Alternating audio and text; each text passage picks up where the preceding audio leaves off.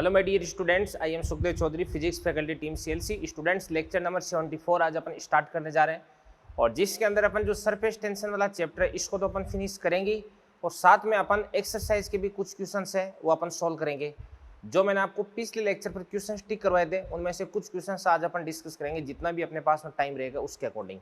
ठीक है बच्चों, तो आज के लेक्चर में अपन सरफेस टेंशन है इसका बचा हुआ पोर्शन कंप्लीट करते हैं। सबसे पहले तो देखिए स्टूडेंट, सरफेस टेंशन है, इसके अंदर मैंने आपको अब तक क्या क्या पढ़ा दिया है कि सरफेस टेंशन क्या होती है ये मैंने आपको बता दिया, सरफेस टेंशन का रीज़न क्या होता है ये मैंने आपको बता दिया, और इसके बाद में अलग अलग जैसे बॉडीज ले ली, उनको लिक्विड के अंदर डुबो करके वापस बाहर निकालते टाइम अपने को कितना फोर्स लगाना पड़ता है, यानी सरफेस टेंशन की वजह से एक एक्स्ट्रा फोर्स जनरेट हो जाता है और वो कितना फोर्स होता है ये मैंने आपको समझा दिया है। इसके बाद में दाब आदि के यानी एक्सिस प्रेशर है वो मैंने आपको समझा दिया है, सरफेस एनर्जी मैंने आपको समझा दी है, ठीक है ना, और उसकी कई सारी जो एप्लीकेशंस है वो भी मैंने आपको बता दी है। ओके, और इसके बाद में सरफेस एनर्जी के बाद में अपन ने एक्सिस प्रेशर को पढ़ा था, ये मैं आपको बता चुका, अभी मैंने आपको याद दिला दिया। और इसके बाद में अपन ने जो सरफेस एनर्जी के बाद में अपन ने जैसे कोहेसिव फोर्स यानी ससंजक बल, आसंजक बल, ये अपन ने पढ़ लिए। संपर्क कोण क्या होता है ये मैंने आपको पढ़ा दिया। और इसके बाद में जो नवचंद्र की आकृति है वो किस प्रकार से डिसाइड की जाती है ये मैं आपको अब तक बता चुका हूँ भाई। तो कई सारी बातें मैंने आपको बता दी है, ठीक है। तो पिछले लेक्चर के लास्ट में अगर अपन बात करें तो नवचंद्र की आकृति के बारे में मैंने आपको बताया था, ठीक है भाई एफ ए और एफ सी बाई √2 इन दोनों के अंदर क्या रिलेशन है, कौन बड़ा कौन छोटा, तो इस स्थिति में नवचंद्र की आकृति कैसी होती है, कई सारी बातें अपन ने डिस्कस की थी। तो बच्चों आज के लेक्चर में सबसे पहले अपन डिस्कस करने वाले हैं केशिका उन्नयन का फॉर्मूला यानी कैपिलरी एक्शन का फॉर्मूला, ठीक है ना। तो सबसे पहले अपन पढ़ते हैं आज, इसको बोल देते हैं केशिकात्व यानी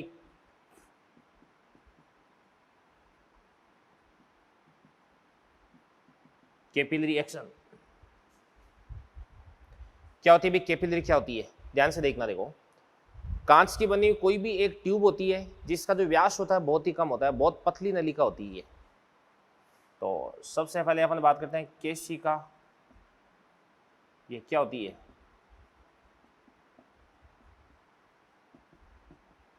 कांच की बनी एक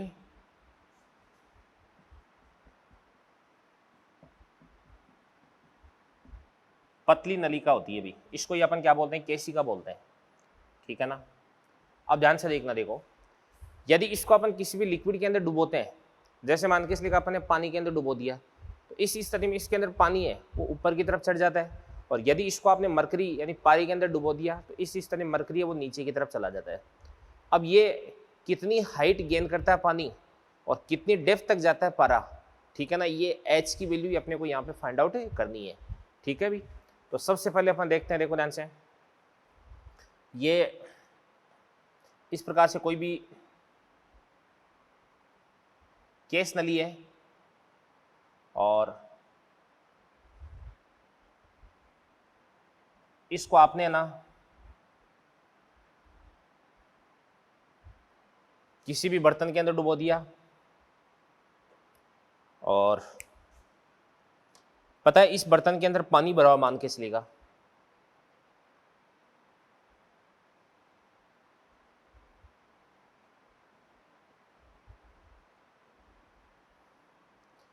इसके अंदर इस प्रकार से यूं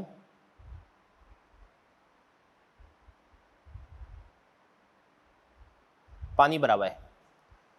अब ऐसा देखा जाता है कि इसके अंदर जो पानी होता है कुछ हाइट तक ऊपर चढ़ जाता है, ऊपर चढ़ करके नवचंद्र की आकृति कैसी बन जाती है, इसकी अवतलाकार बन जाती है। तो पानी इस प्रकार से ऊपर चढ़ करके अवतलाकार नवचंद्र का निर्माण कर लेता है।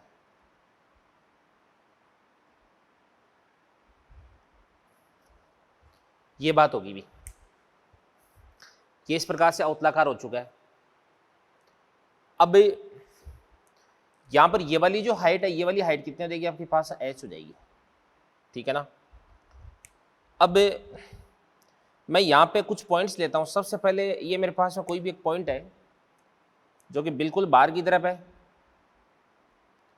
इसका नाम हो जाएगा आपके पास एक बिल्कुल अंदर की तरफ है, इस पॉइंट का नाम क्या हो जाएगा आपके पास है 2। एक यहाँ पर आपके पास है, ये पॉइंट हो जाएगा, ये आपके पास है 3 हो गया। और एक आपके पास है यहाँ पर हो जाएगा, इसको अपन क्या बोल देंगे 4 बोल देंगे। तो सबसे पहले पॉइंट 1 पर अपन प्रेशर की बात करते हैं, तो 1 पे प्रेशर कितना हो जाएगा P0 हो जाएगा। कितना हो जाएगा P0। तो अपन लिख सकते हैं यहाँ पर P1 बराबर क्या हो जाएगा P0। P0 क्या होता है आपके पास वायुमंडलीय दाब होता है। अब अगर अपन 2 पर बात करते हैं तो 2 पर प्रेशर कितना हो जाएगा, 1 पे प्रेशर ज्यादा है कि 2 पे प्रेशर ज्यादा है? ऑब्वियसली 1 पे ज्यादा है, क्योंकि 1 से देखने पर आपकी जो सरफेस है वो कैसी होती है, अवतलाकार होती है, ठीक है ना।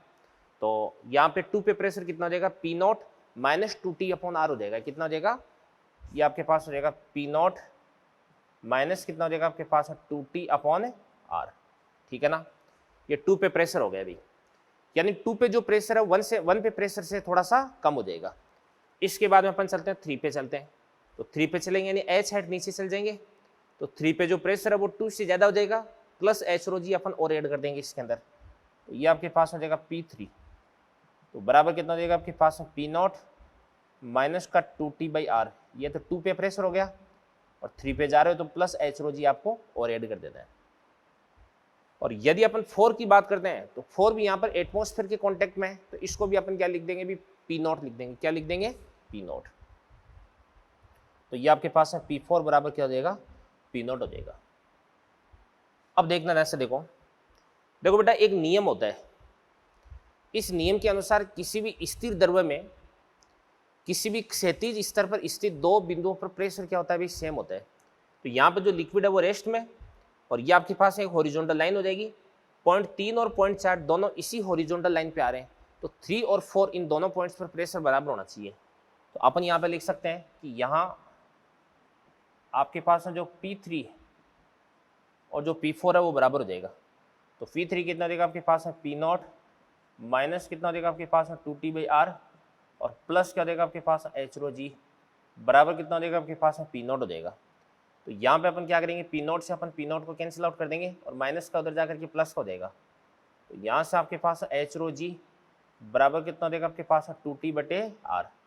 तो यहाँ से H बराबर 2T अपॉन ये आपके पास R rho g हो जाएगा। अभी ये आपके पास H का फॉर्मूला देगा। अब आप बोलोगे यहाँ पे R किसकी वैल्यू, R किसकी त्रिज्या है, R यहाँ पर आपके पास जो नवचंद्रक बन रहा है उसकी वक्रता त्रिज्या हो जाएगी भी, ठीक है ना। तो अपन लिख सकते हैं यहाँ R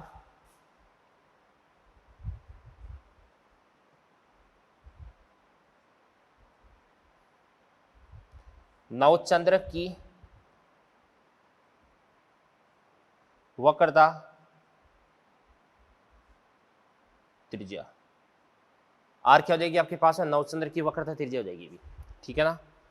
अब सुनना भी, यहाँ पे नवचंद्र की वक्रता त्रिज्या और जो आपके पास है केस नली इसकी वक्रता त्रिज्या, इन दोनों के बीच में रिलेशन यहाँ पे मैं आपको बताता हूँ। देखिएगा, देखो ये आपके पास है इस प्रकार से, यूं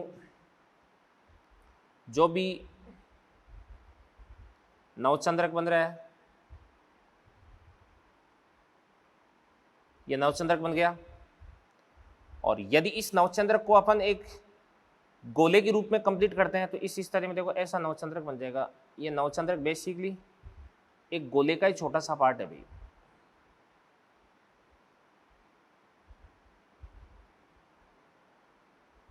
ये गोला बन गया इस प्रकार से, ये गोला बन गया देखो ध्यान से। ओके, अब सुनो ध्यान से देखो।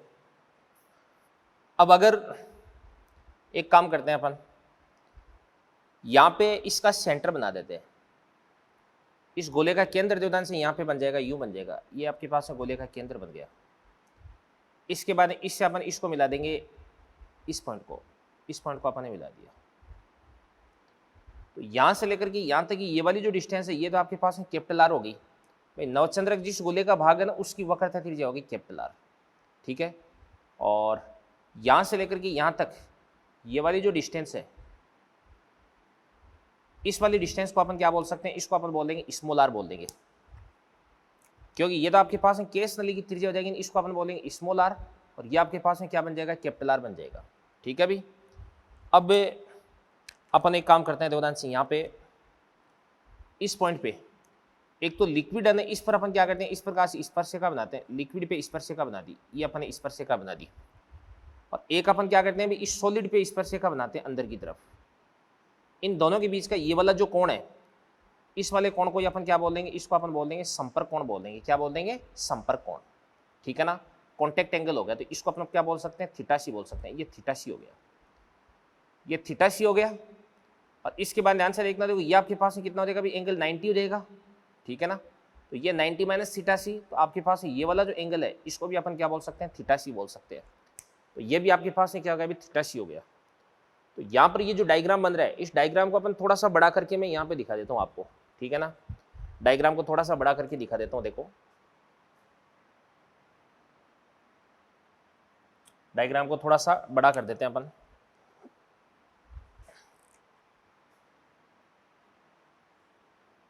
ये तो नवचंद्रक हो गया,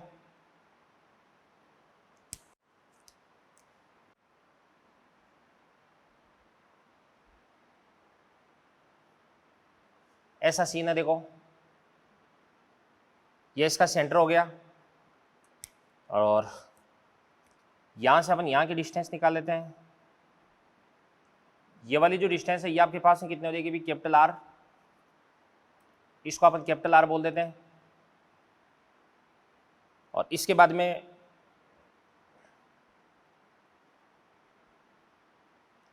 ये वाली जो डिस्टेंस है यहां से लेकर के यहां तक की, ये आपके पास में क्या हो जाएगी, स्मॉल आर हो जाएगी, इसको अपन स्मॉल आर बोल देंगे। इसके बाद में यहां से अपन एक तो स्पर्शिका बनाते हैं इस लिक्विड पे, और एक अपन बनाते हैं इस प्रकार से सॉलिड पे। तो इन दोनों के बीच का ये वाला जो कोण है, ये वाला कोण क्या हो जाएगा आपके पास है, थीटा सी। तो ये क्या हो जाएगा 90 माइनस थीटा सी, ये आपके पास है फिर से वापस क्या हो जाएगा, थीटा सी बन जाएगा। तो यहाँ से ये तो आपके पास आधार और ये आपके पास है कर्ण, तो cos थीटा लगा देते हैं। तो अपन लिख सकते हैं cos थीटा सी बराबर आधार बटे कर्ण। तो आधार कितना देगा, स्मॉल आर, और कर्ण कितना देगा आपके पास है, कैपिटल आर। तो यहाँ से आपके पास है कैपिटल आर बराबर कितना देगा, आर अपॉन cos थीटा सी। तो यहाँ से अपन h की वैल्यू फाइंड आउट कर देंगे। तो h बराबर कितना हो जाएगा आपके पास है, 2t upon r। Capital R को क्या लिख सकते हैं अपन, r अपॉन cos थीटा सी, ठीक है ना। और इसके बाद रो इंटू क्या हो जाएगा आपके पास है जी, एक आपके पास है ये भी फॉर्मूला आ जाएगा अभी। तो ध्यान से देखना, देखो यहां पर आपके पास r, जिसके अंदर cos थीटा आता है उसके अंदर r किसकी त्रिज्या होती है, केस तली की त्रिज्या होती है। और जिसके अंदर cos थीटा नहीं आता है उसके अंदर r किसकी त्रिज्या होती है, ये आपके पास में जो नवचंद्रक बन रहा है इसकी वक्रता त्रिज्या होती है भी, ठीक है ना। ये चीज होगी भी, तो ये आपके अच्छे से समझ में आ गई होगी मेरे हिसाब से। इसके अंदर आपकी कोई दिक्कत नहीं होनी चाहिए, ठीक है। ये आपके पास है कैपिलरी एक्शन का फॉर्मूला हो जाएगा भी। तो एक बार करें इस चीज को नोट, फिर अपन आगे बढ़ते हैं। तो ध्यान से देखना, देखो केसिका ओनियन का ये जो फॉर्मूला है, इस फॉर्मूले को अपन दूसरे तरीके से भी डिराइव कर सकते हैं। और दूसरा तरीका क्या हो जाएगा भी, फोर्स को बैलेंस करके, ठीक है ना। अब कैसे करते हैं ये मैं आपको बताता हूँ, देखो ध्यान से। जैसे मान के चलेगा ये आपके पास कोई भी एक कैपिलरी हो जाएगी, केस नलिका हो जाएगी, और यहाँ पे इस प्रकार से ये कोई बर्तन है, इस बर्तन के अंदर अपन इस प्रकार से कोई लिक्विड भर के है,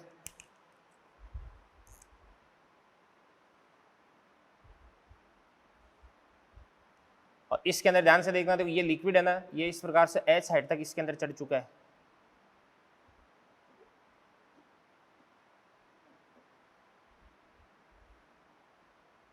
h हाइट तक इसके अंदर चढ़ चुका है ये।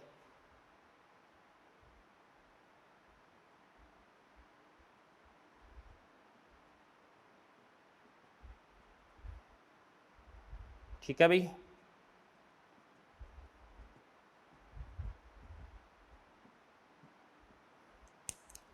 तो यहां पे जो लिक्विड है इस लिक्विड की ऊंचाई कितना देगी आपके पास, h हो जाएगी। अब यहां पर अपन बात करते हैं तो ध्यान से, ये आपके पास जो बेलनाकार ट्यूब है, इस ट्यूब के अंदर लिक्विड की इस प्रकार से एक फ्री सरफेस बन रही है, ठीक है ना। यानी इसके चारों लिक्विड की एक फ्री सरफेस बन रही है, और ये फ्री सरफेस इसके अंदर क्या होता है, खिंचाव उत्पन्न होता है अभी। तो इस प्रकार से इधर की तरफ एक फोर्स जनरेट होता है, इधर की तरफ, और ये जो फोर्स होता है ये कितना होता है आपके पास, F इक्वल टू कितना होता है, T इंटू एल। तो L कितनी हो जाएगी आपके पास में, 2 पाई R हो जाएगी। तो इसको अपन लिख सकते हैं 2 पाई R इंटू क्या देगा आपके पास, T हो जाएगा। इसके बाद यहाँ पे अपन क्या करते हैं, इस प्रकार से एक स्पर्शिका खींचते हैं लिक्विड पे, और एक अपन इसके अंदर स्पर्शिका बनाते हैं। इन दोनों के बीच का एंगल कितना देगा आपके पास है, थीटा सी। तो ये वाला एंगल भी कितना देगा आपके पास है, थीटा सी हो जाएगा। तो यहाँ पर आपके पास है 2 पाई RT है, तो इसका अपन ऊपर की तरफ कंपोनेंट ले लेंगे। तो ये कितना देगा आपके पास है, 2 पाई RT इंटू क्या देगा आपके पास है, cos थीटा देगा, ठीक है ना, या cos थीटा सी बोल दो भी। तो यहाँ पर ये आपके पास जो लिक्विड है, इस लिक्विड पे ऊपर की तरफ कितना फोर्स लग रहा है, 2 पाई RT cos थीटा सी। और ऊपर की तरफ लगने वाला ये जो फोर्स है, जो कि सरफेस टेंशन की वजह से डेवलप हो रहा है, ये इस एक्स्ट्रा लिक्विड की mg को बैलेंस कर देगा, इसके वेट को बैलेंस कर देगा। तो चलो करवाते हैं अपन, बैलेंस करवाते हैं। तो ऊपर की तरफ कितना फोर्स लग रहा है, देवदान से 2 पाई RT cos थीटा सी बराबर, अब नीचे की तरफ जो वेट है वो कितना देगा, mg देगा। m क्या होता है, द्रव्यमान होता है, द्रव्यमान बराबर क्या होता है, आयतन गुणा घनत्व। और आयतन अपन कैसे निकाल सकते हैं भाई, एरिया इंटू हाइट। तो एरिया कितना देगा आपके पास है, पाई R स्क्वायर, ठीक है ना, ये एरिया इंटू क्या देगा, हाइट, ये वॉल्यूम हो गया, इंटू डेंसिटी द्रव्यमान हो गया, इंटू क्या देगा आपके पास है, जी। ये आपके पास में वेट हो चुका है अभी। इसके बाद इसको अपन सोल्व करते हैं। देखो यहाँ पे पाई से अपन पाई को, एक R से अपन एक R को कैंसिल आउट कर देंगे। तो यहां से आपके पास में बन जाएगा H बराबर 2T cos थीटा सी अपॉन क्या देगा, R रो जी। ये बात हो गई भी, ठीक है। इसके बाद में से जैसे मान के चलेगा ये अपने पास में कोई बर्तन है, और इस बर्तन के अंदर अपन यहां तक मरकरी भर रखी है, यानी पारा भर रखा है। और इसके अंदर अपन क्या करते हैं, कोई भी एक केस नलिका डुबोते हैं। ये अपन एक केस नलिका डुबो दी, ठीक है ना। तो इस स्थिति में जो पारा है वो नीचे की तरफ चला जाता है। पारा इस प्रकार से नीचे की तरफ चला जाता है। अभी मरकरी का जो लेवल है वो नीचे की तरफ हो जाता है।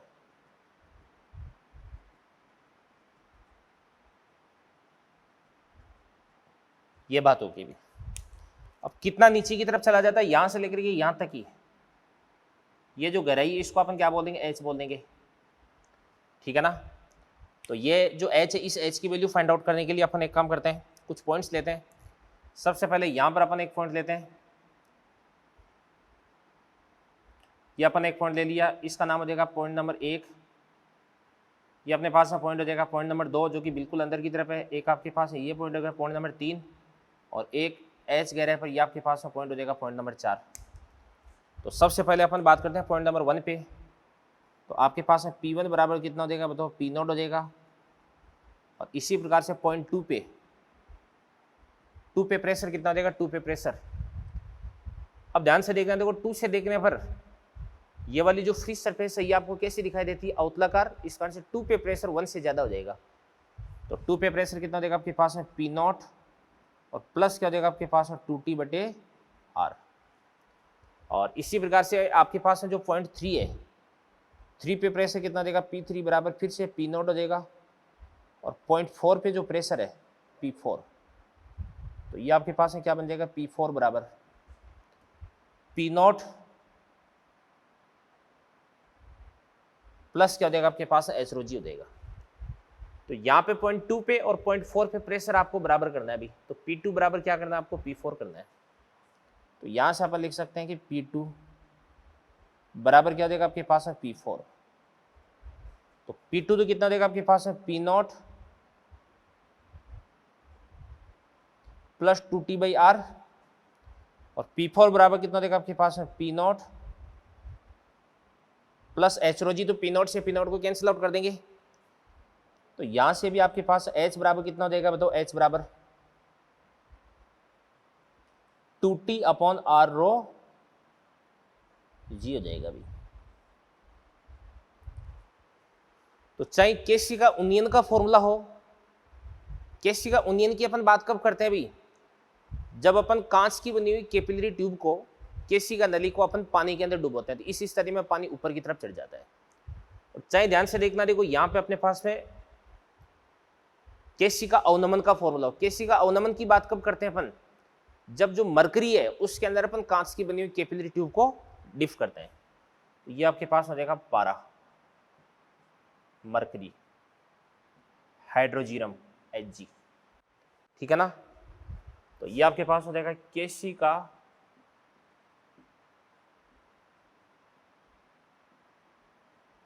अवनमन, ठीक है भाई, इसमें कोई दिक्कत नहीं होगी आपको। अगला केस अपन डिस्कस करते हैं दोनों से। देखो कई बार क्या होता है, जैसे मतलब आपको ऐसे बोल दिया जाता है कि केशिका नली में चढ़ने वाला जो द्रव्यमान है, ठीक है ना, उस द्रव्यमान का त्रिज्या के साथ में रिलेशन क्या हो जाएगा। तो ये अपन बात करते हैं ध्यान से। सबसे पहले अपन लिखते हैं कि H बराबर कितना होता है आपके पास 2t cos theta c upon r रो जी होता है। अब यहाँ पर आपके पास 2 तो क्या हो जाएगा, अभी कांस्टेंट हो जाएगा। t क्या होता है, सरफेस टेंशन, जो कि लिक्विड पे डिपेंड करता है, और लिक्विड आपको दिया गया है, यानी लिक्विड कांस्टेंट है। इसके बाद थीटा सी क्या होता है, अभी संपर्क कोण होता है। तो ये जो संपर्क कोण होता है वो किस पे डिपेंड करता है, अभी ये सॉलिड और लिक्विड इन दोनों पे डिपेंड करता है। तो लिक्विड के रूप में अपने पानी ले लिया और सॉलिड के रूप में अपने कांच ले लिया, तो सॉलिड और लिक्विड दोनों कांस्टेंट हो गए ना। तो इस स्थिति में आपका जो कॉन्टेक्ट एंगल थीटा सी है ये भी क्या हो जाएगा, अभी कांस्टेंट हो जाएगा। इसके बाद रो क्या होती है, लिक्विड की डेंसिटी, और जी क्या होता है, एक्सलेरेशन ड्यू टू ग्रेविटी। सारी की सारी चीजें कांस्टेंट हो गई। तो इस स्थिति में अपन लिख सकते हैं कि H इनवर्सली प्रोपोर्शनल क्या हो जाएगा, आपके पास R हो जाएगा।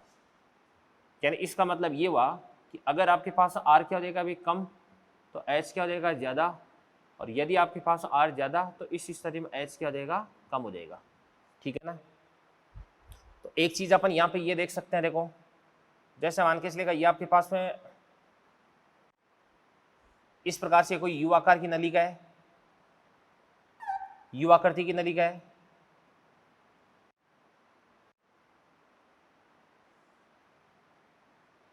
ठीक है ना। अब यहां पे इसकी जो त्रिज्या वो तो कितनी हो जाएगी आपके पास R1, और यहां पर इसकी जो त्रिज्या वो क्या देगी आपके पास R2। यहाँ पे R1 क्या भी बड़ा, इस कारण से इसके अंदर जो ऊंचाई है वो क्या देगी, कम लिक्विड की, और यहाँ पे जो R2 है वो क्या भी छोटा, इसके अंदर लिक्विड की ऊंचाई क्या हो जाएगी, ज्यादा हो जाएगी। तो अपन बात कर सकते हैं कि जो पानी है या लिक्विड है वो इसके अंदर तो यहाँ तक चढ़ता है, और इसके अंदर जो पानी है वो कहाँ तक चढ़ता है, इस प्रकार से यहाँ तक चढ़ता है अभी।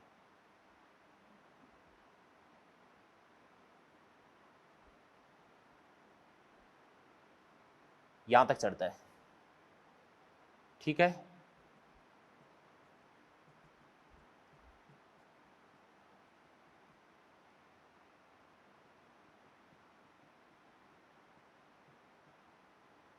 ये बात होगी भी। अब इन दोनों के बीच का जो डिफरेंस है इसको अपन क्या लिख सकते हैं, दोनों के बीच के डिफरेंस को, इसको अपन लिख सकते हैं H,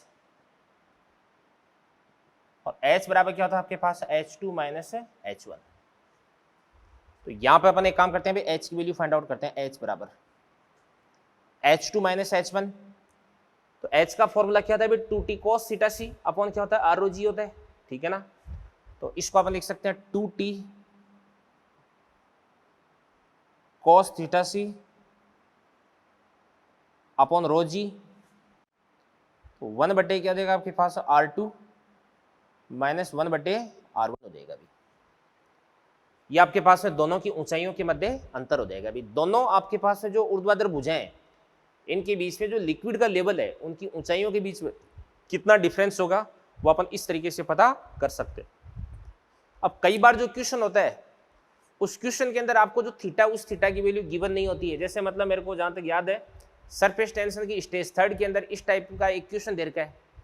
अब ऐसे कुछ क्वेश्चन है जिनके अंदर आपको थीटा की वैल्यू गिवन नहीं है, तो आपको वहां पे थीटा की वैल्यू कितनी लेनी है, 0 डिग्री लेनी है। तो cos थीटा को आपको 1 मान के चलना है, ठीक है ना। ये चीज है अभी, तो इन चीजों को आप नोट करें, फिर अपन आगे बढ़ते हैं। तो चलिए बच्चों, इसके बाद में अपन देखते हैं कि केशिका नली के अंदर चढ़ने वाला जो द्रव्यमान है, जो द्रव्य है, इस द्रव्य के द्रव्यमान का इसकी त्रिज्या के साथ में क्या रिलेशन होता है, ये मैं आपको बता देता हूँ। देखो ध्यान से, जैसे मान के चलिएगा ये आपके पास में कोई भी बर्तन है, और इस बर्तन के अंदर आपने इस प्रकार से कोई भी केस नली है वो डुबो रखी है।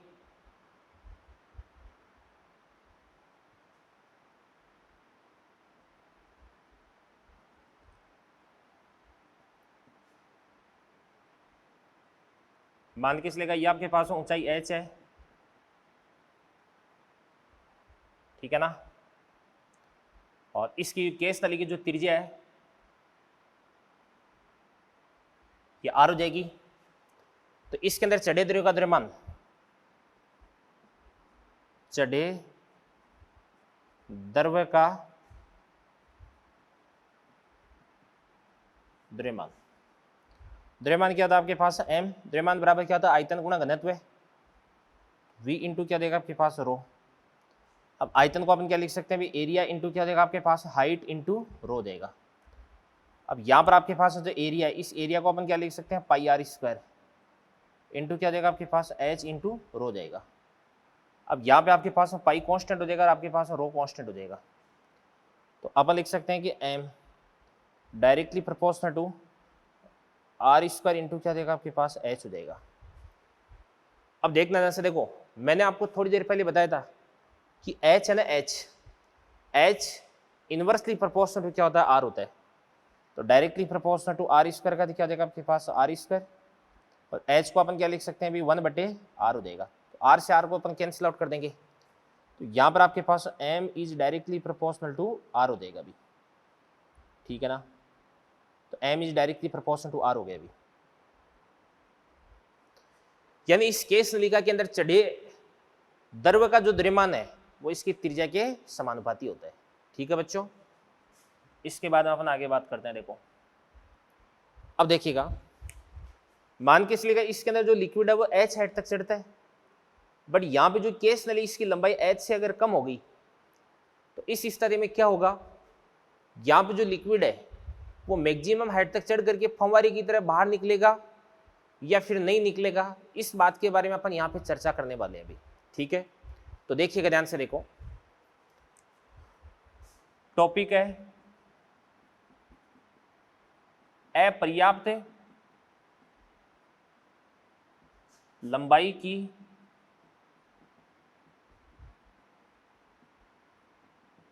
केस नलिका, अपर्याप्त लंबाई की केस नलिका हो जाएगी भी, ठीक है ना। तो ध्यान से देखना, देखो भी यहां पे जो लिक्विड है वो लिक्विड किस साइड तक चढ़ता है अभी, लिक्विड चढ़ता है h बराबर कितना होता है आपके पास, h बराबर 2t अपॉन r रो g, इस साइड तक चढ़ता है, ठीक है।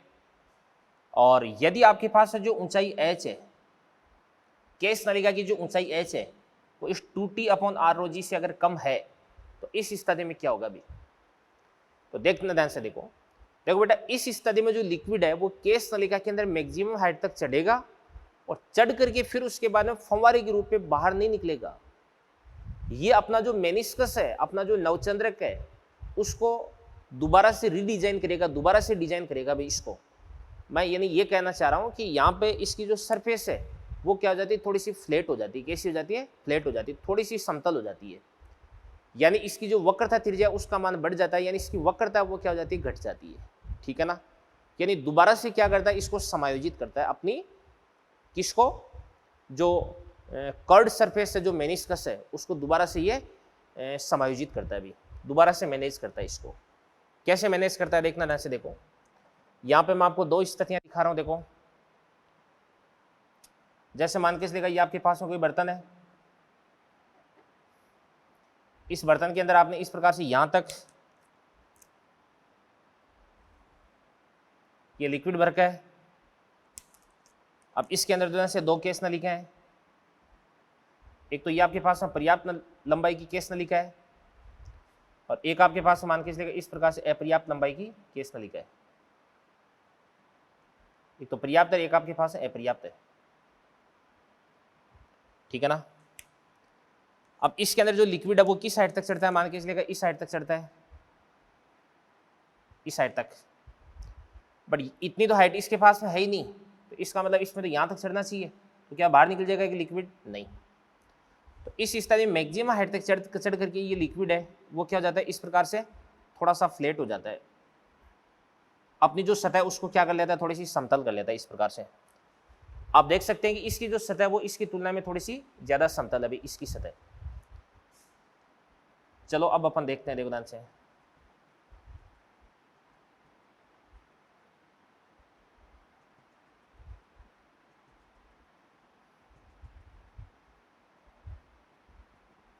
अब देखिएगा ध्यान से, देखो यहां पे इसकी जो लंबाई है वो कितने देगी आपके पास, h हो जाएगी नवचंद्र, मतलब इसकी द्रव स्तंभ की लंबाई, और अपर्याप्त लंबाई है वो आपके पास में क्या देगी, h डैश हो जाएगी।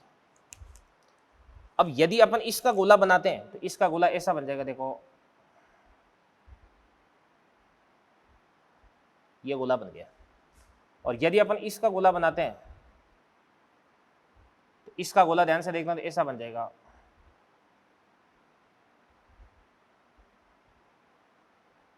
इसका गोला ऐसा बन जाएगा अभी, ठीक है ना। तो यहां पे इस गोले की जो त्रिज्या है,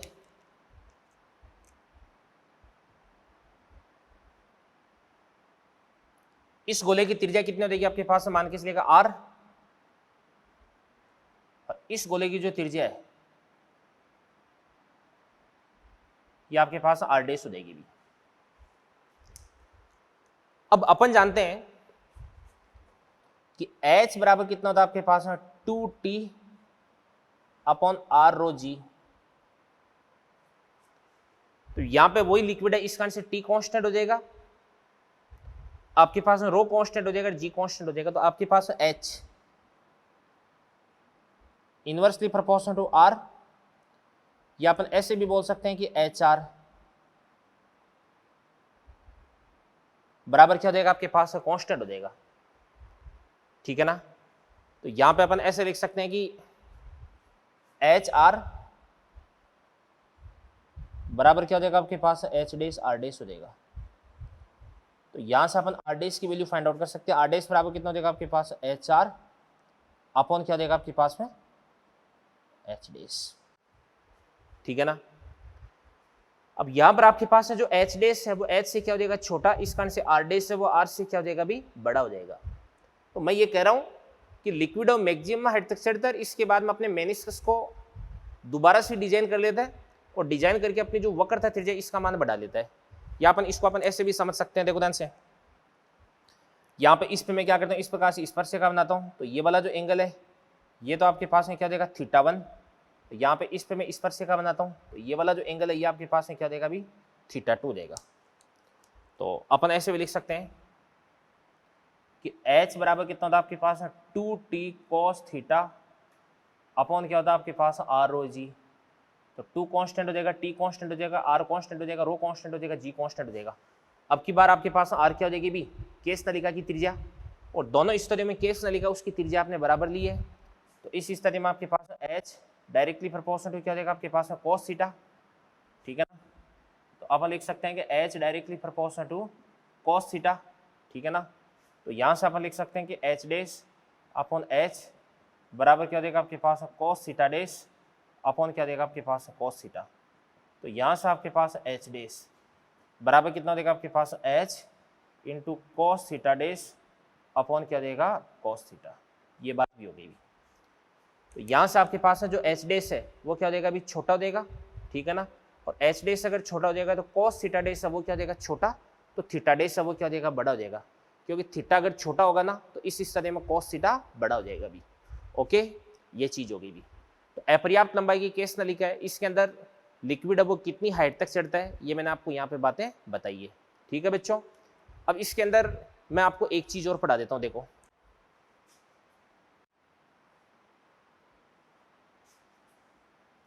एक ये ध्यान रखना भी आपके पास मैंने आपको बताया था H inversely proportional to R। तो ये H inversely proportional to R ये किसका नियम होता है, ये जूरीन का नियम होता है। किसका नियम होता है, जूरीन का नियम।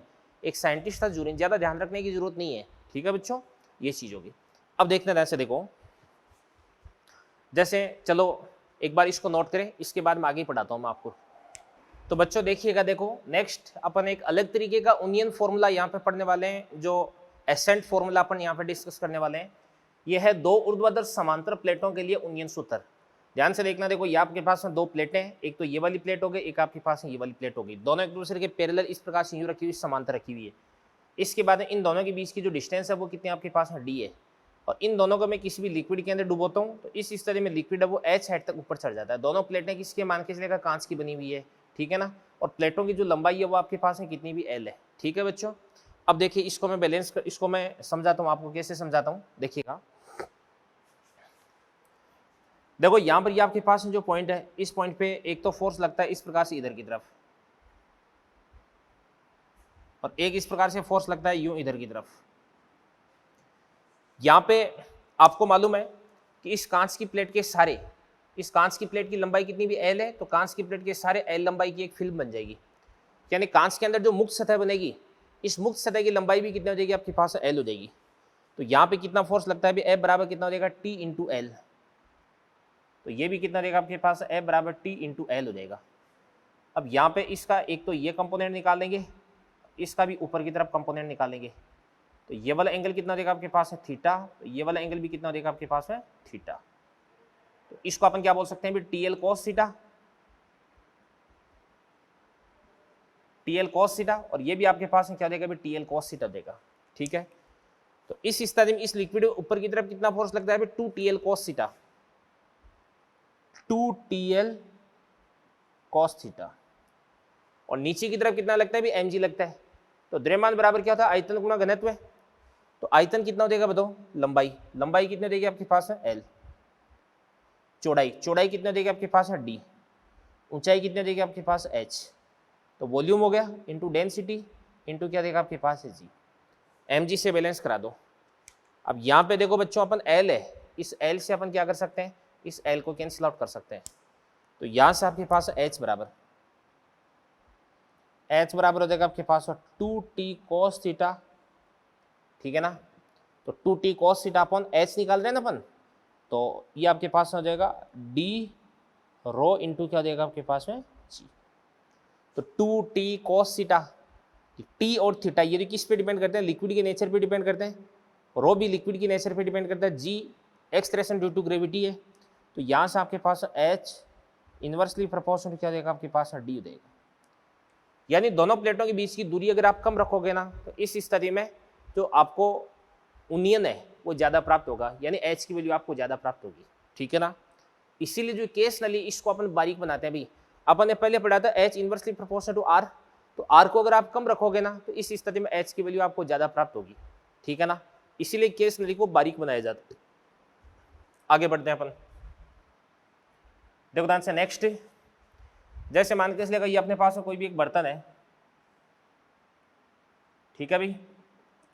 और इस बर्तन के अंदर मेरे को क्या करना है भाई, इस बर्तन के नीचे मैंने एक पिन होल बना दिया, एक छोटा सा होल बना दिया। यानी जो ओल पिन होती है, इस ओल पिन से इसके बॉटम में अपन एक हल्का सा छिद्र कर देते हैं, ठीक है। अब पिन होल है ये कैसा होता है भी, वर्ताकार होता है। तो यहाँ पे जो पिन होल है होता तो बहुत छोटा है, बट इसको मैं थोड़ा सा बड़ा करके दिखा देता हूँ, नहीं तो आपको कुछ भी दिखेगा नहीं इसके अंदर। तो मैंने इसको पिन होल को थोड़ा सा बड़ा कर दिया, देखो इतना बड़ा पिन होल तो पहले बात आपको कि वास्तव में होगा ही नहीं, बट फिर भी चलो मान लेते हैं अपन, ये अपन ने पिन होल बना दिया है। अब मैं क्या करता हूँ, इसके अंदर लिक्विड भरता हूँ, और मान के चलिएगा मैक्सिमम किस साइड तक लिक्विड भर सकता हूँ, इस साइड तक लिक्विड भर सकता हूँ। अगर आप इस साइड तक लिक्विड भरोगे ना, तो इस स्थिति में पिन होल है, इससे लिक्विड बाहर की तरफ लीक नहीं होगा। और जैसे आप इस हाइट तक लिक्विड भर दोगे, इससे ज़्यादा हाइट पर लिक्विड भरोगे, तो इस स्थिति में यहाँ से जो लिक्विड है वो लीक होना स्टार्ट कर देगा भी, ठीक है ना। तो जैसे जैसे आप लिक्विड भरोगे तो वैसे वैसे यहाँ पे दबाव बढ़ेगा, और दबाव की वजह से यहाँ पे एक ड्रॉप यानी गोलाकार मतलब अर्ध गोलाकार रूप में एक ड्रॉप बन जाएगी। और जैसे आप किसी पर्टिकुलर हाइट एच है उससे ज़्यादा लिक्विड इसके अंदर भर दोगे, तो यहाँ से लिक्विड है वो बाहर की तरफ टपक जाएगा। तो यहाँ पे ये वाली हाइट कितनी देगी आपके पास, एच हो जाएगी।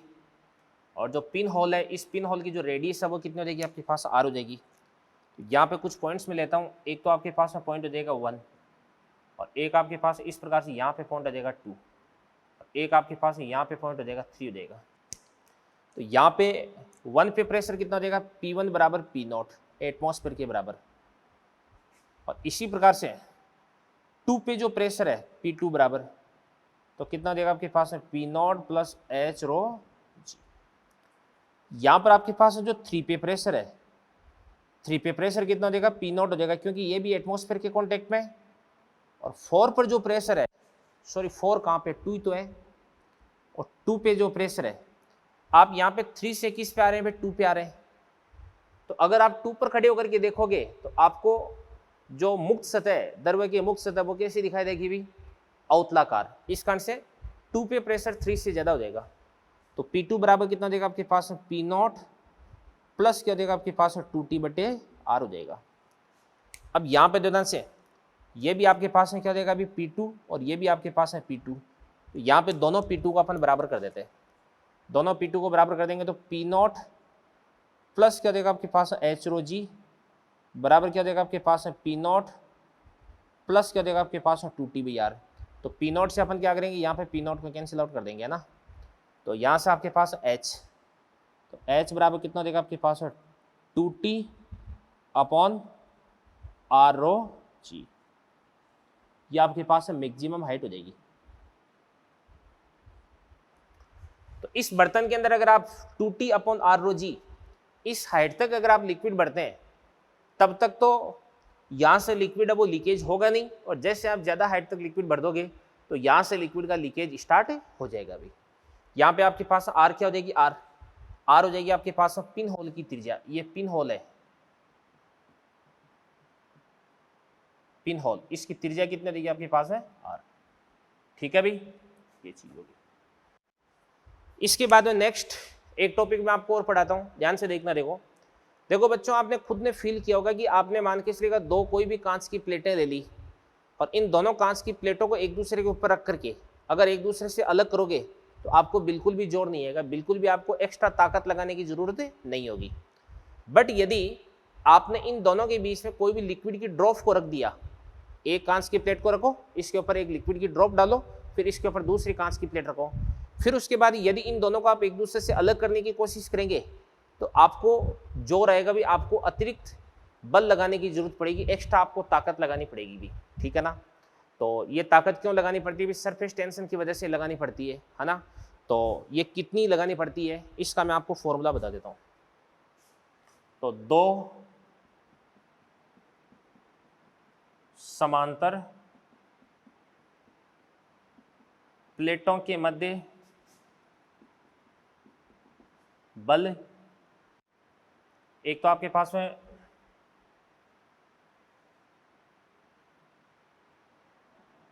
ये प्लेट होगी,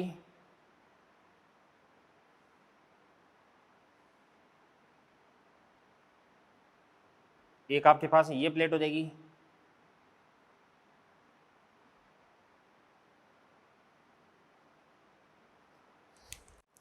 अब यहां पे इन दोनों के बीच में लिक्विड भर का आपने,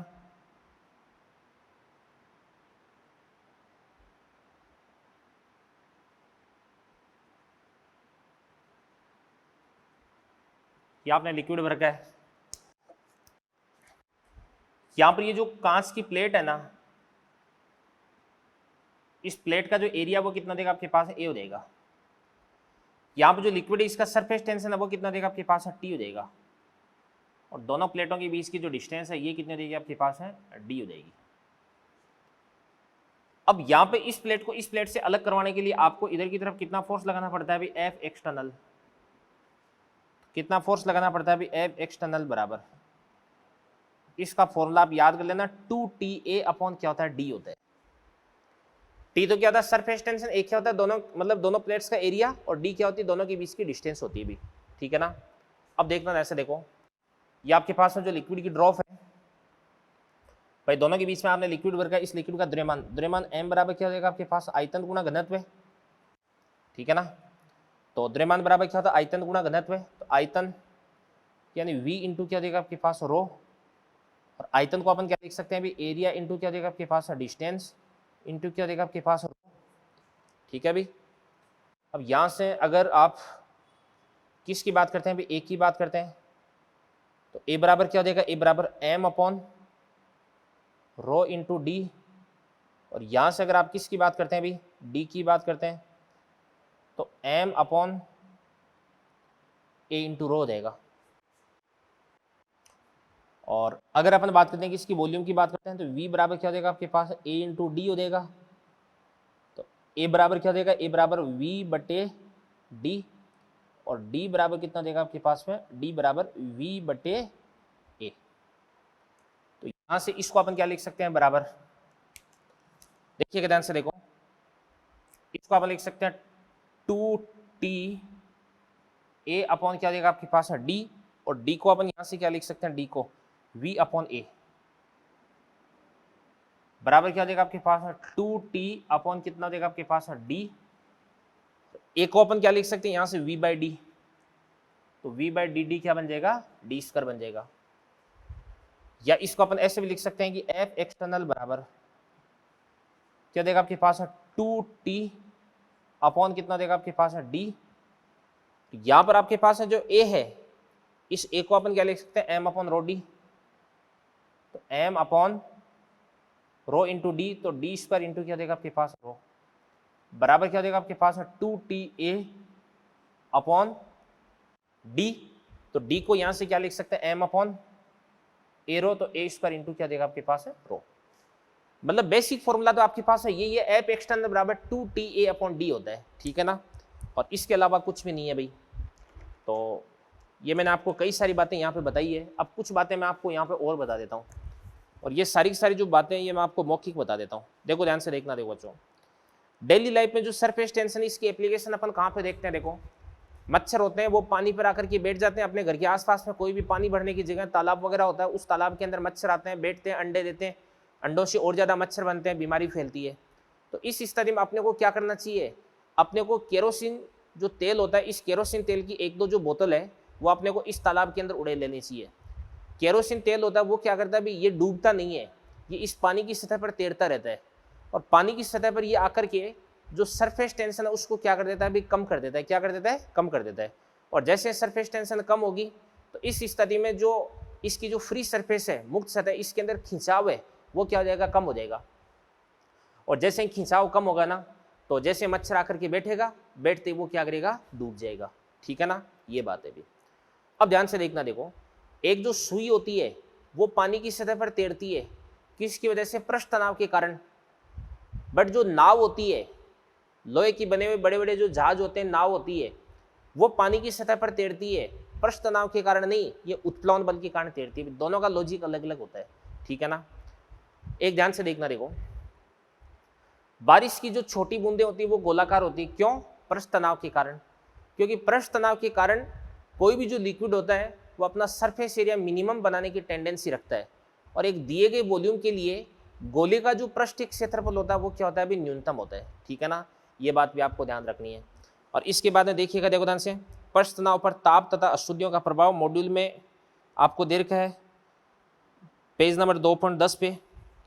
तो ध्यान से देखना, देखो पृष्ठ तनाव पर, देखो इसमें ऐसा बोला जा रहा है, सीधी सी बात ये है कि जैसे जैसे टेम्परेचर को अपन बढ़ाते हैं वैसे वैसे पृष्ठ तनाव का मान क्या होता है, भी कम होता है, घटता है।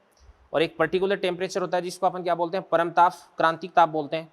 तो इस पे जो पृष्ठ तनाव है वो घट करके कितना हो जाता है, अभी 0 हो जाता है, ठीक है ना। तो थीटा सी टेम्परेचर पे पृष्ठ तनाव है, इसका मान कितना हो जाता है, 0 हो जाता है अभी, ठीक है बच्चों।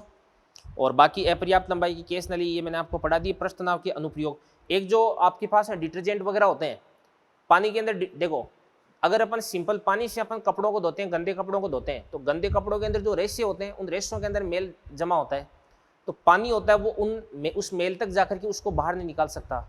बट यदि आपने थोड़ा सा इसके अंदर डिटर्जेंट मिला दिया तो इस स्थिति में इस पानी का पृष्ठ तनाव कम हो जाएगा, और पृष्ठ तनाव कम होने की वजह से जो पानी है वो डिटर्जेंट के साथ में जो पानी है वो बिल्कुल मेल तक जाकर के वहाँ से मेल को निकाल करके ले आएगा, यानी कपड़े अच्छे एकदम साफ हो जाएंगे। तभी तो अपन बोलते हैं नए जैसा वाइट हो तो टाइट हो, ठीक है ना। इसके बाद में देवदान से एंटीसेप्टिक होते हैं, तो एंटीसेप्टिक होते हैं, इनका भी पृष्ठ तनाव कम होता है। तो जैसे ही अपने कोई चोट वगैरह लग जाती है, घाव वगैरह हो जाता है, तो सबसे पहले अपन एंटीसेप्टिक से उसकी क्लीनिंग करते हैं, उसको साफ करते हैं, जैसे डिटोल वगैरह होता है। तो क्या होता है अभी जो घाव के अंदर जाकर के वहाँ पे जो भी गंदगी वगैरह जमा होती है ना, उस गंदगी को बैक्टीरिया वगैरह जो भी जर्म्स वगैरह होते हैं उनको वहाँ से क्या कर लेता है, ये बाहर निकाल लेता है, ठीक है ना। और बस और कुछ नहीं है। तो पृष्ठ तनाव का ये आपका जो चैप्टर है ये बच्चों होता है बिल्कुल एकदम फिनिश। इसके बाद में पृष्ठ तनाव के सारे क्वेश्चंस आपको सोल्व करनी है, और कुछ क्वेश्चंस जो मेरे को अगले लेक्चर पर डिस्कस करवाने हैं वो मैं आपको टिक करवा देता हूँ। ठीक है बच्चों, तो चलिए बच्चों, इसके बाद में अपन आज मॉड्यूल डिस्कस करना स्टार्ट करते हैं। इसी लेक्चर के अंदर थोड़ा सा अपन मॉड्यूल देख लेते हैं एक बार। और सबसे पहले अपन बारी लेते हैं किसकी, सरफेस टेंशन की। और सरफेस टेंशन की जो स्टेज फर्स्ट है उसके बारे में अपन चर्चा करेंगे। देखो ध्यान से, सरफेस टेंशन और स्टेज फर्स्ट, जो जो क्वेश्चन मैंने आपको टिक करवा रखे हैं। सबसे पहला क्वेश्चन आपका क्वेश्चन नंबर 9 क्या कर रहे हैं, ध्यान से। ये कह रहा है कि पानी पर तैरती हुई सुई की लंबाई कितनी भी 2.5 सेंटीमीटर है। सुई को पानी के तल से ऊपर उठाने के लिए सुई के बार के अतिरिक्त कम से कम अतिरिक्त बल और लगेगा। तो पानी का पृष्ठ तनाव कितना हो जाएगा अभी, ये आपको दे रखा है। अब सुनना ध्यान से, देखना, देखो क्या कह रहे हैं।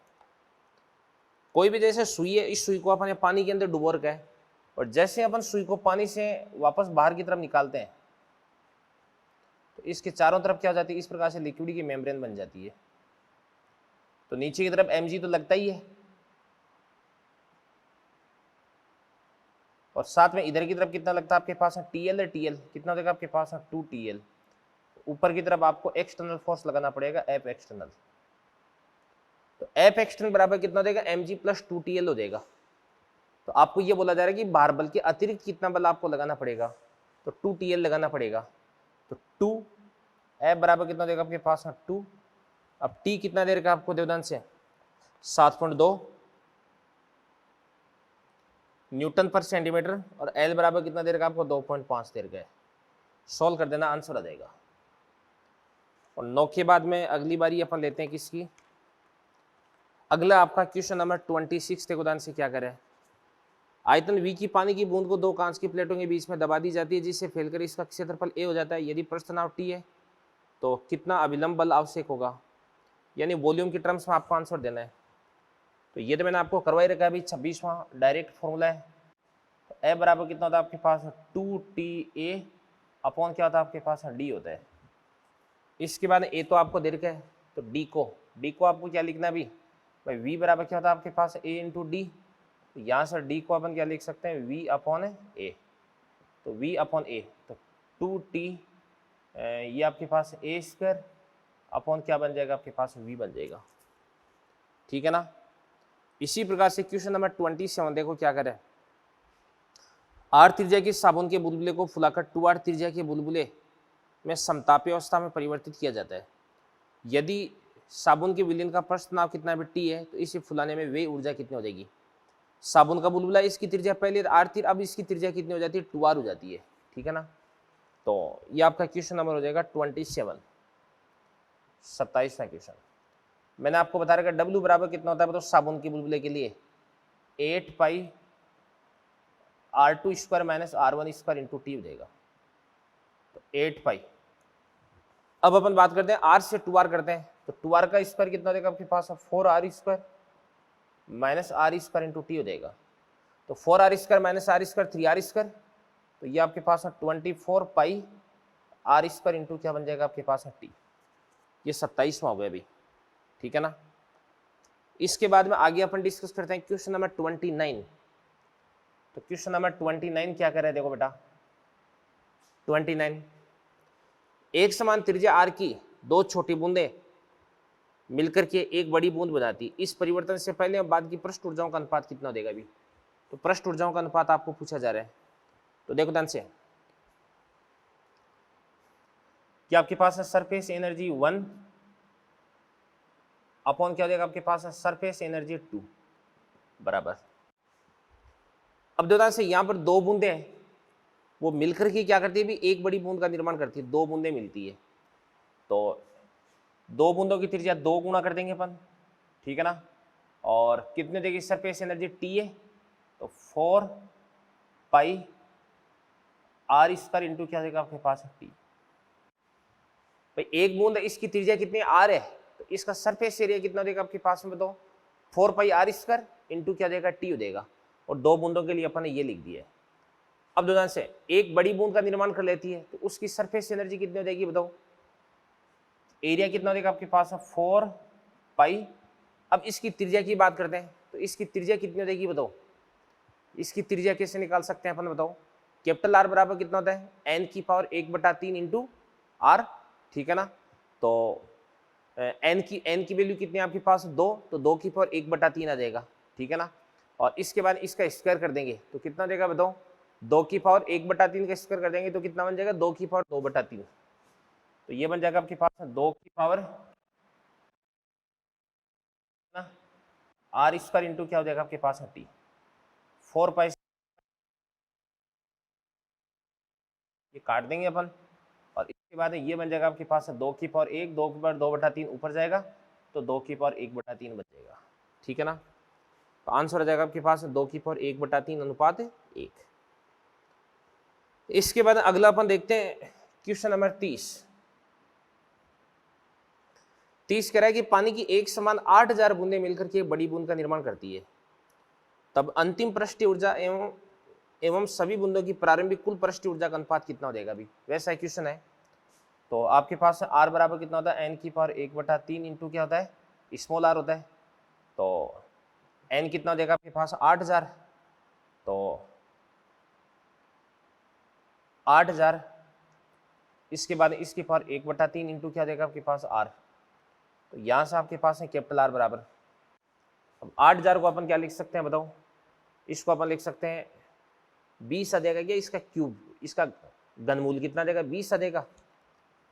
तो ये अपने पास आ जाएगा 20, बिल्कुल 20 आर हो जाएगा। अब सुनो भाई, सरफेस एनर्जी 1 अपॉन क्या हो जाएगा आपके पास, सरफेस एनर्जी 2 बराबर। तो पहले कितनी बूंदे आपके पास, 8000 बूंदे, तो 8000 बूंदों का कितना हो जाएगा आपके पास 8000 इंटू, ठीक है ना, 4 pi R square into T upon एक बूंद का कितना हो जाएगा आपके पास 4 पाई कैपिटल आर स्क्वायर, तो 20 का कितना हो जाएगा आपके पास 400 आर स्क्वायर इंटू क्या हो जाएगा टी हो जाएगा। सोल्व कर देना, आंसर आ जाएगा। इसके बाद में क्वेश्चन नंबर 31वां क्या कह रहे हैं, देखो 31वां, वैसे इक्वेशन फ्लूइड मैकेनिक्स का है बट फिर भी आपको बता देता हूं मैं। किसी झील के तली से उठे बुलबुले की त्रिज्या पृष्ठ पर दुगुनी हो जाती है, वायुमंडलीय दाब h ऊंचाई के जल स्तंभ के बराबर है, तो झील की गहराई कितनी हो जाएगी, ठीक है ना। तो क्वेश्चन नंबर 30 और इसके बाद में ये हो जाएगा आपका क्वेश्चन नंबर 31। तो बात सुनना भी, अपन क्या करते हैं अभी, P1 V1 बराबर P2 V2 कर देते हैं, ठीक है ना, क्योंकि अपन जानते हैं PV बराबर क्या होता है, nRT होता है, n क्या होती है मोलों की संख्या।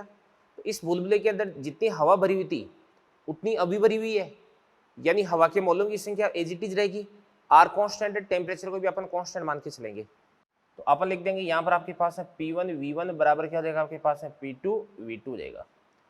H गहराई पर अगर अपन बात करते हैं तो प्रेशर कितना देगा आपके पास है P0, तो P0 कितना देगा आपके पास है रो जी एच, एच ये आपके पास में H ऊंचाई के जल स्तंभ के बराबर दे रखी है, ठीक है ना, तो रो जी एच हो जाएगा।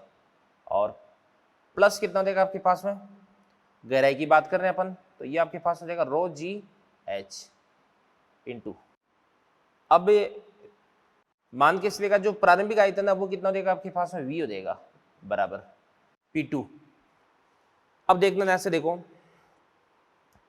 P2 की बात कर रहे हैं अपन, P2 यानी जो बुलबुला कहाँ पर आ जाता है, सतह पर आ जाता है। तो जैसे बुलबुला सतह पर आएगा तो सतह पर आते ही वहां पर प्रेशर कौन सा हो जाएगा, एटमॉस्फेरिक प्रेशर यानी वायुमंडलीय दाब। तो इसको अपन क्या लिख सकते हैं, रो जी ये आपके पास एच। और V1 की बात करते हैं, त्रिज्या कितनी हो जाती है भाई दुगुनी, तो वॉल्यूम कितना हो जाएगा 8 गुना हो जाएगा, तो ये आपके पास है क्या देगा भाई 8V हो जाएगा। तो यहाँ पे इसको अपन सोल्व कर लेते हैं, रो जी रो जी रो जी कॉमन लेकर के काट देंगे, तो ये आपके पास में क्या बन जाएगा V को अपन V से काट देंगे, तो ये आपके पास H प्लस क्या हो जाएगा आपके पास H बराबर क्या हो जाएगा 8H, तो H बराबर कितना हो जाएगा आपके पास में 7H।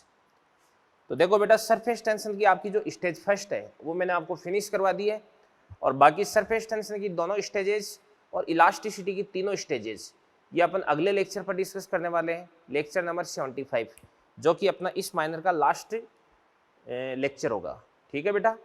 तो तब तक के लिए धन्यवाद, मिलते हैं अगले लेक्चर पे।